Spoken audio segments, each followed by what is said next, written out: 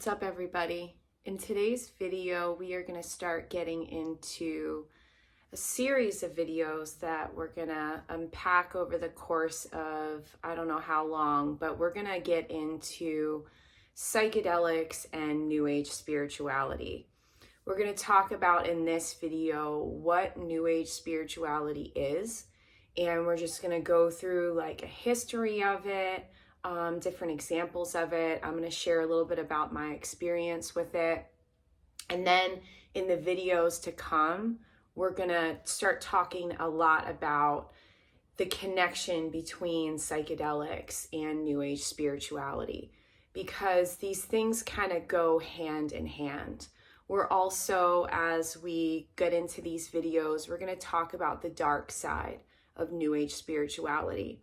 And the name of this series, I'm thinking about calling it Psychedelics Are Doorways into New Age Spirituality. Might be a little change from that, but something along those lines.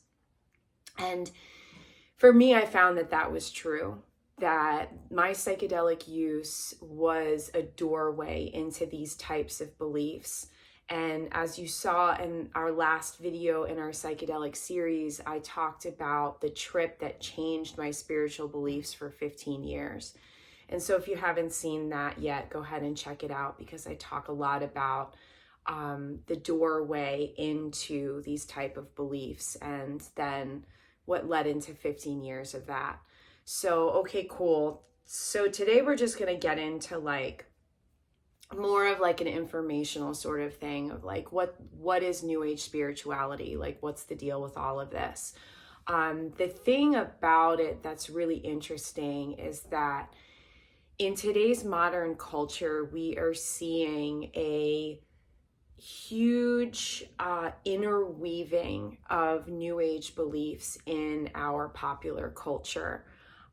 It's been going on for quite a while, and it's kind of got its start in like the 60s and 70s. But over the years, it's really become kind of normal to see these beliefs interwoven with like our everyday life. When we open up the newspaper, there are horoscopes. When we go out shopping, we'll see dish towels or like yoga mats that say namaste.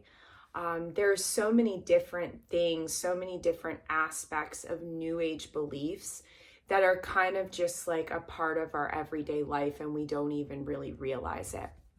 So let's get into the history of what New Age is and just a general overview of like, what is it? What's the deal with it?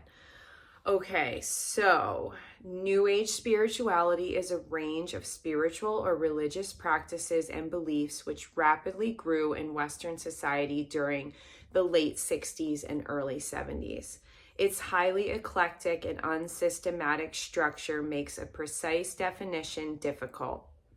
Although many scholars consider it a religious movement, it's typically seen as a spiritual or as a unifying of the mind, body, or spirit beliefs, and rarely uses the term New Age to describe itself. Scholars often call it the New Age movement, although others contest this term and suggest it is better seen as other definitions. As a form of Western esotericism, that's how you say that, right? Esotericism, yep. The New Age drew heavily upon esoteric traditions such as occultism, including the work of Emanuel Swedenborg and Franz Mesmer, as well as spiritualism, New Thought, and Theosophy. More immediately, it arose from mid-20th century influences such as the UFO religions of the 1950s, the counterculture of the 1960s, and the human potential movement. Its exact origins remain contested, but it became a major movement in the 70s, at which time it was centered largely in the United Kingdom. It expanded widely in the 80s and 90s, and particularly in the United States.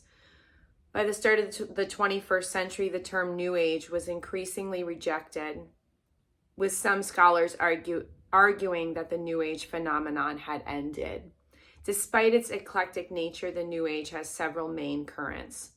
Theologically, the New Age typically accepts a holistic form of divinity that pervades the universe, including human beings themselves, leading to a strong emphasis on the spiritual authority of the self.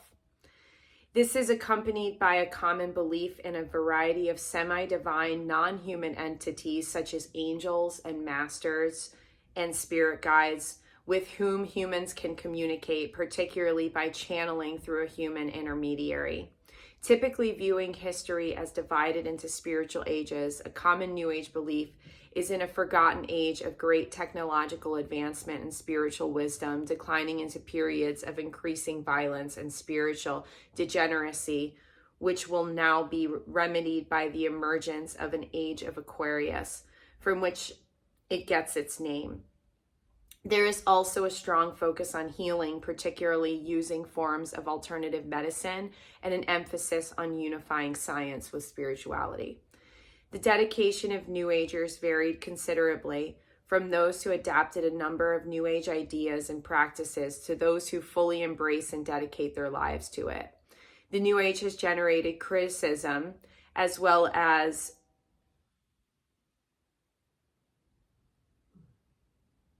Sorry, I am not reading that right. The New Age has generated criticism from many different religions and beliefs. From the 90s onward, the New Age became the subject of research by academic scholars of religious studies. Okay, so that's just like a general overview of it. Let's see what else I would like to include.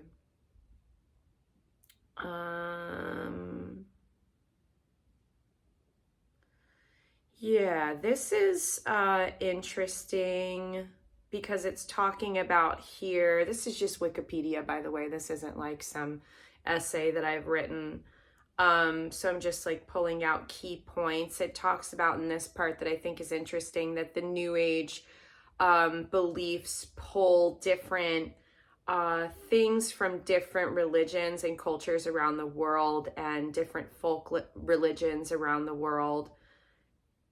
The term New Age, along with the related terms like New Era and New World, long predate the emergence of the New Age movement and have widely been used to assert a better way of life for humanity that is dawning.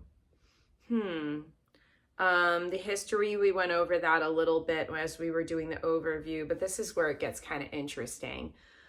According to scholar Neville Drury, the New Age has a tangible history, although another philosopher expressed the view that most New Agers were surprisingly ignorant about the actual historic roots of their beliefs.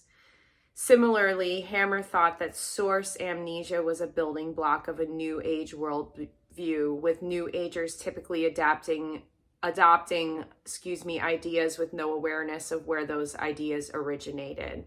As a form of Western esotericism, the New Age has stretched back to Southern Europe in late antiquity. Following the Age of Enlightenment in the 18th century Europe, new esoteric ideas developed in response to the development of scientific rationality. Scholars call this esoteric trend occultism. And this occultism was a key factor in the development of the worldview from which the New Age emerged.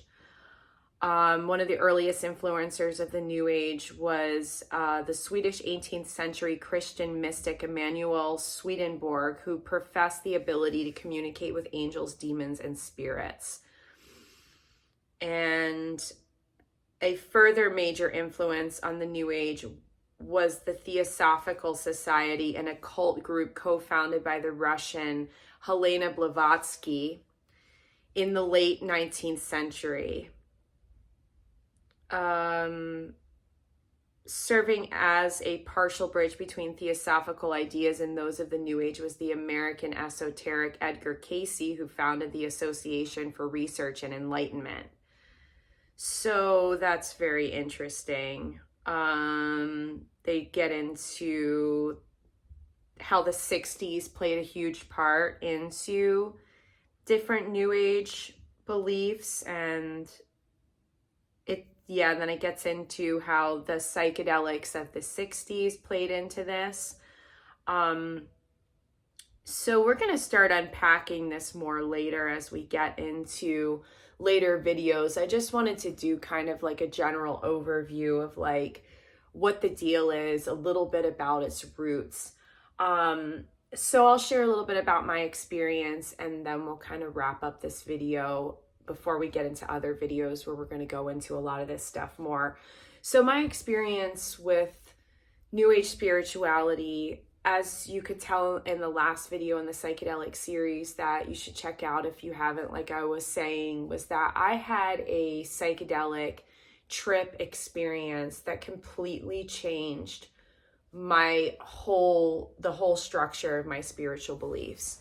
Like it was talking about here, and it's kind of a cliche thing that like in New Age beliefs, there is this overall acknowledgement that like there's a divinity that permeates everything, and it gives the spiritual authority to the person themselves. And so that's basically in a nutshell what happened with me after I had this life-changing DMT trip, where I saw everything on the earth that was living as basically a facet of the divine. That was my doorway into these beliefs. And this was something that I was looking forward to sharing in this series, because I've had people ask me, like, as I talk about with these psychedelic experiences that I've had, that like, not only was I having these experiences when I was actually using these psychedelics, but this stuff was basically like permeating my waking life. And I've had people ask me about that, like go into more detail about that, like, you know, what's the deal? So here's an example, and one of the biggest examples. And when I look back on this, I am still like, man, that was crazy, because it was something that was, it just fed into the snowballing of these beliefs that I was having. And, you know, this wasn't a week-long thing where I had this DMT trip and then I'm like, oh, you know, like I'm talking to my angels and my spirit guides, my ascended masters, and then like, you know, whatever, I'm over it. This was 15 years. And so one of the things that happened that like, this really played out into these 15 years was at this hippie cafe where I worked. I went into the back, like how this place was set up was there was like this main cafe, and then there was a bar that was like next to it, but there was kind of like this back area. We called it the Tundra. And it was where like we would store like kegs, and there was like all this other stuff that was stored back there, but it was like basically the connecting place between these two buildings.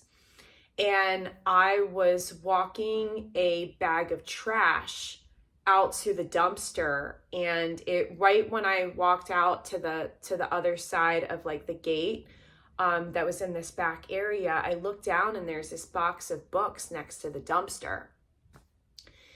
And on the top of them, I saw like, you know, if you watched my last video, I talked about plant spirit medicine, this like whole like trip that I went on for a super long time. On the top of this box of books was this plant spirit medicine book. And I was like, oh, that's interesting. And so I grabbed this box of books, you know, it was next to the dumpster. That's like fair game. I grabbed this box of books that's probably about this big, and it's filled with all of these books. And like, at this point, like I had just kind of gone into like these, you know, wrapping my mind around these beliefs. And I wasn't like to the point where I was like researching things super heavy. Like I wasn't into it that far yet. I was just like going into like experiences, or going, you know, having experiences. And then like, you know, that was kind of like leading me down this path of these beliefs. And so I bring this box of books home, and at the time I didn't really understand like who these books were written by, but as time went on and as I researched more, I got it more. But basically, you guys, like, it was like a box of all of this like crazy, like esoteric occult stuff. There was Manly P. Hall. There was Helena Blavatsky that we just mentioned. There was a bunch of stuff about the Essenes, which is it's supposed to be like this, like, how do you describe it? Like a Christian, I'm going to mess it up. Let me look it up real quick so I can describe it the right way. There was books about plant spirit medicine. There was books about what else? Like all of this like crazy stuff. The Essenes were a movement likely originated no, that's not gonna be the right thing. They were like an old school, like back like super long time ago, and it's basically like I'm not seeing anything that's a religious sect or brotherhood that flourished in Palestine from the 2nd century. And so it's basically like this whole like kind of like I'm not going to describe it right. I'm sorry if I'm grappling for my words, but it's basically like this like old school spiritual like group that kind of dips into a little bit of like Christianity beliefs. And to me, like when I was like learning about this stuff, like I had gotten into at that time, because keep in mind, like I have never ever denied Jesus. Like I denied Jesus as like my personal savior for a little bit, but I never denied him as like someone that I loved, and that the beliefs and the guidelines of like, you know, how Jesus lived and like how he taught and how he loved, like I never ever denied that. And so through my time in the New Age, I would find ways to interweave my beliefs in Jesus and the teachings of Jesus Christ into like what I was believing with like all this other garbage. And so the Essenes, and there were like all these books, and like, mind you, like some of these books were like, you know, antiques. Like they were like, I was looking at like, you know, the dates of them, and they were coming from like the 40s, 50s, 60s, 70s. And like some of them were like little pamphlets. And there was like all these different like little books on like the Essenes, and they would get into like, you know, like the beliefs of like these early like kind of like Christian type group. And so I'm reading all of this stuff, and like I had no idea who Manly P. Hall was, or there was Edgar Casey stuff, there was Swedenborg stuff in there. I had no idea who these people were, but I just like literally took that finding this box of books was like this like divine sign that I was on the right path. And as I look back on this, I'm like, you know what? Like that was probably somebody getting rid of all of those books. And like I have actually, let me see if I have, I have my old phone here. That's what I refer to. And I didn't realize that like I could like look up old pictures on this phone, but I actually have like I have a picture of all the books that I threw away. I don't know if I'm going to be able to find it here. I'm not going to sit here and make you wait for me, but yeah, man, like I thought that like I had found all of like this stuff that like was gonna like help me like on my path. And it was crazy because like at the time I just was like, I don't know, like I was so open. Like, I talk about how these like substances with the psychedelics, like I talk about how like they're doorways and that they open us up into like, you know, different things that like not only in the psychedelics themselves, but like, you know, into different beliefs that like we don't need to be like in these places. We don't need to be messing around with these things. And so to like kind of wrap up like where this brought me, and forgive me because I am going to try to find this picture now that I'm on this mission. Because like this picture that I'm looking for, it's basically like all of these books that I found, and like I ended up destroying these books because like when I look back on finding these books, it seemed like somebody had like literally done what I did, where, oh, here it is. This is only half of them. I don't know if you can see this too much. Hang on, let me turn up my brightness. It made me think like somebody was getting, I don't know what that, like how these books ended up there, but like it seemed like somebody was just like getting rid of them. And I'm gonna hold it up so you can see, hopefully the lighting. Get it to focus. You can't really see.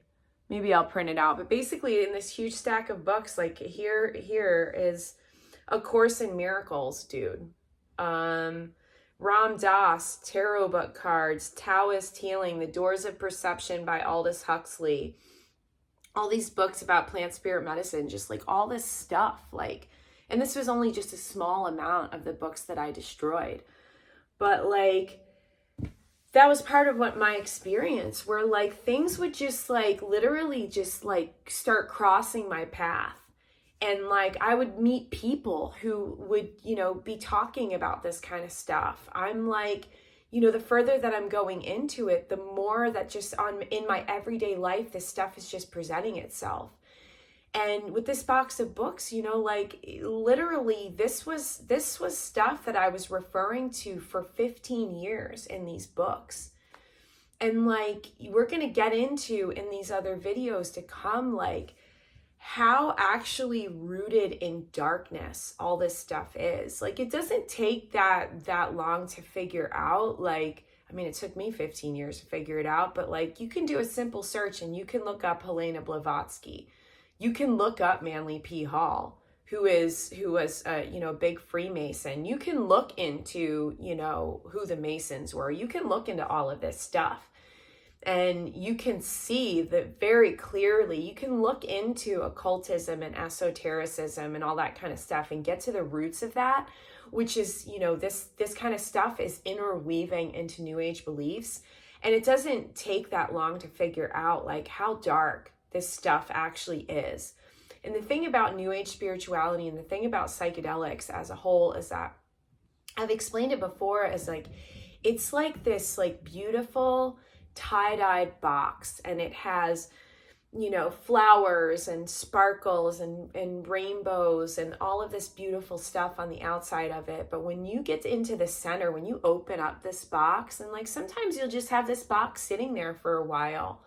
You may open it a little bit as you start to like, you know, read your horoscope, or like, you know, start to like read some of this like literature, like, you know, some of these books that I was into, like some of them seemed really harmless. And like you may be opening that box a little bit, and it may take a little bit to fully open that box, but like when you get into it, like what has this beautiful, you know, colorful exterior, when you get into it, it's pure darkness. And, you know, ultimately it's pure evil. And so that's one of the things about like the whole New Age thing, and like what took me all of these years to actually get into and to like crack that nut and to get to like the very bottom of it, like what it is and where it comes from. That's one of the things that can be very deceiving about these beliefs. So as we move forward, we're going to get into more about like, you know, what is this darkness? What is, like, you know, when you start getting into, like I said, when you open that box and when you start getting into that, like, what is the deal with all of this? You know, what's so bad about reading your horoscope or, you know, different aspects of these beliefs? What's so bad about it? Well, we're going to unpack it in the videos to come.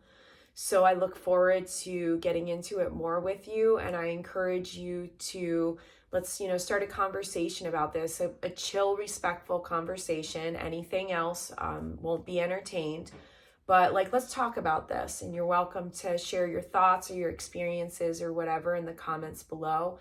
And I look forward to discussing more with you as we move forward. All right, see you then. Bye.